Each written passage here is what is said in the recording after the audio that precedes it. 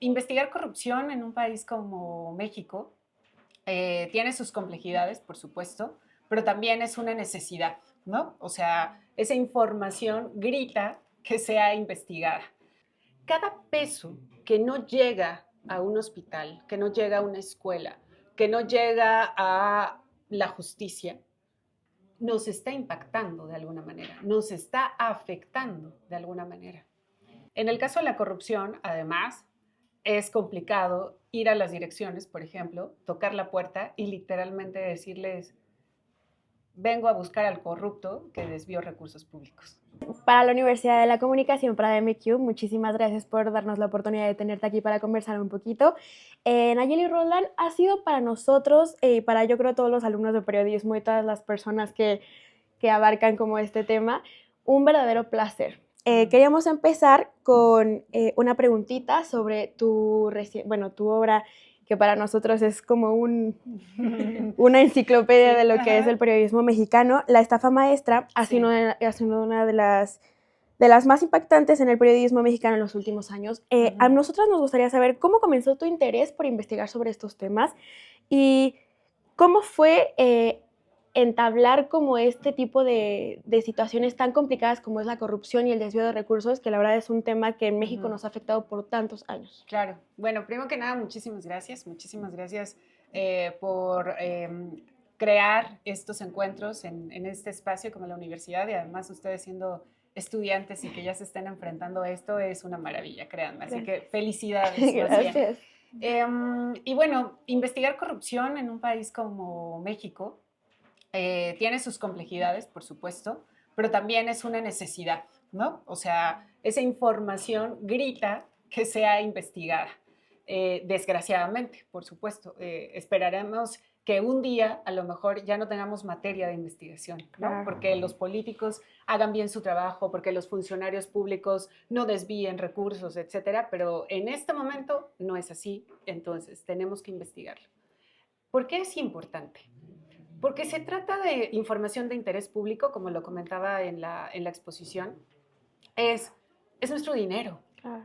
Es un dinero que podría ser destinado a la salud, a la educación, a que tengamos mejores calles, a que tengamos mejores servicios públicos.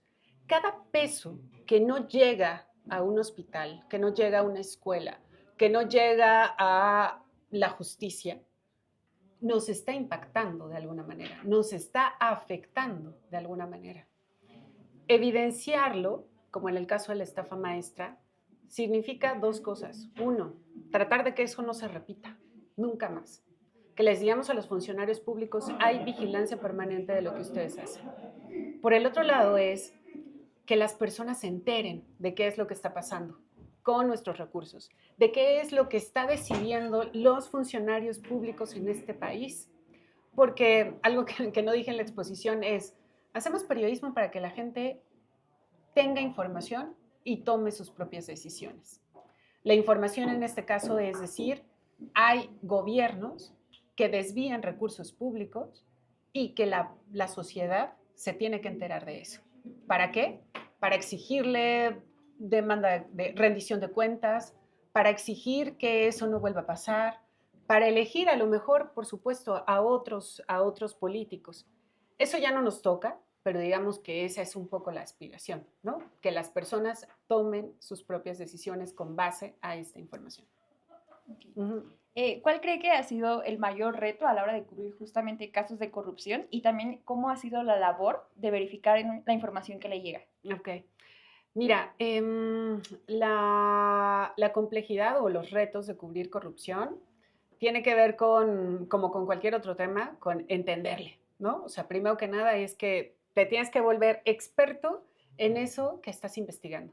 Si son empresas, tienes que saber perfectamente cómo se constituye una empresa en este país.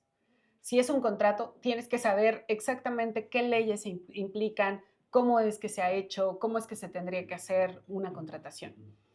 Esa es la gran complejidad de cualquier investigación, en realidad, ¿no? O sea, pasa porque tengas que volverte experto de cada uno de esos temas que estés investigando.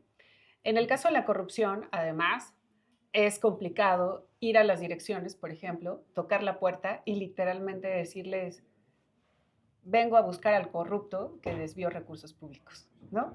Porque no sabes cómo va a reaccionar la gente, qué es lo que te puedes encontrar, etcétera. A diferencia de otros temas, como por ejemplo las víctimas, ¿no? O sea, en el caso de salud, con la austeridad mata, ir a buscar las historias era un poco más sencillo de cierta manera, es decir, de la búsqueda como tal. Es complicado en la parte emocional, evidentemente, de conocer esos casos terribles de tragedia total.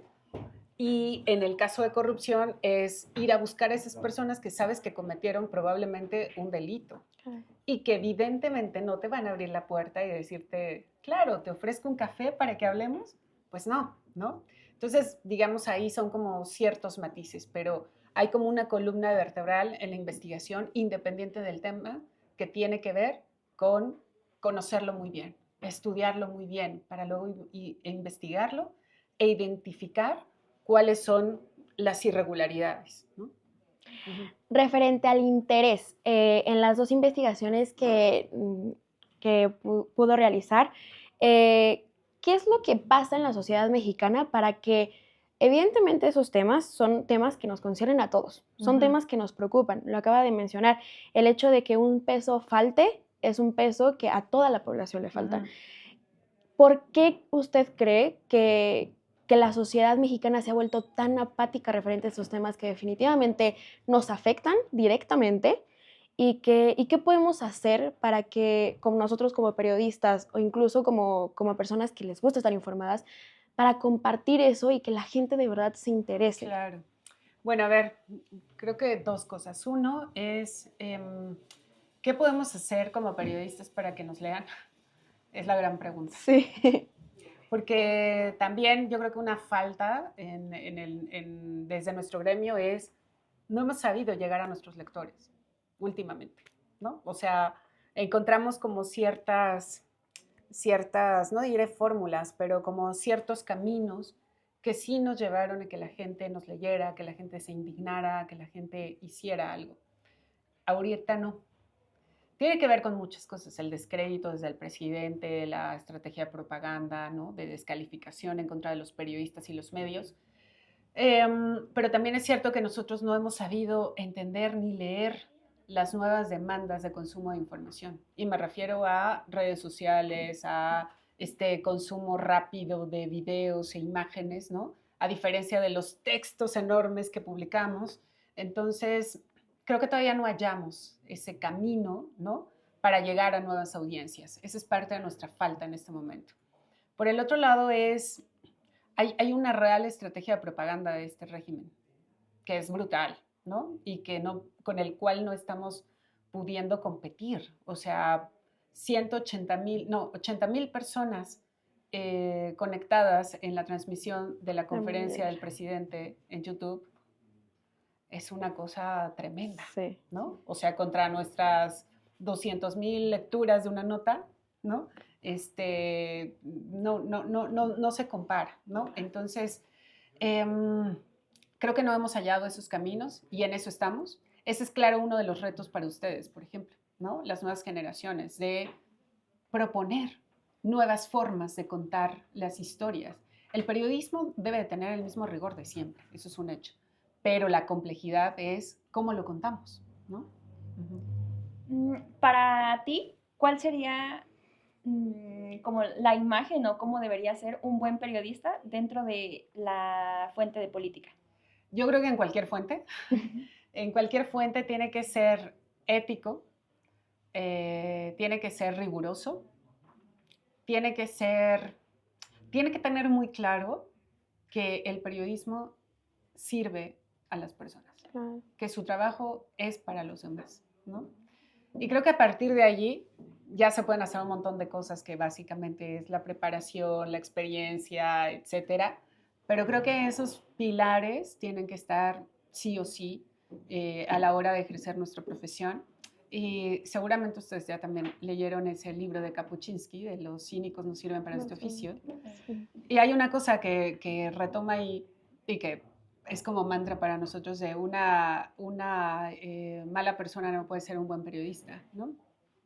Yo creo en eso. O sea, yo creo que tenemos que intentar ser más allá del concepto de buena persona, creo que es ser empáticos, ¿no? Tener respeto por el otro, saber que servimos a los demás y a partir de ahí podemos hacer un trabajo mucho más digno, mucho más respetuoso, ¿no? Etcétera. Entonces creo que sería como eso. Uh-huh. Pues muchísimas gracias. La verdad nos encantaría poder hablar Seguir mil y hablando, mil claro. horas de muchísimos temas. Lamentablemente el tiempo es Exacto. un poquito corto, pero agradecemos muchísimo su presencia aquí. De verdad, yo creo que para todos nosotros Es muy es enriquecedor súper, escucharla, de verdad. justamente porque, como le comenté, muchos conocemos su trabajo en Animal Político y bueno, Ajá. las investigaciones que se llevan a cabo. Y creo que justo tanto usted como Manuel Oreste es como referentes del periodismo Ajá. y el tipo de periodismo que necesitamos ahorita. Exacto. Muchísimas gracias a ustedes. No, de verdad, muchísimas gracias. Como les dije al arrancar, es esperanzador más bien conocerlas, conocer a todo lo que están haciendo. Así que tenemos buenos relevos. Muchas gracias. Muchísimas gracias Muchísimas por gracias. esto. Gracias.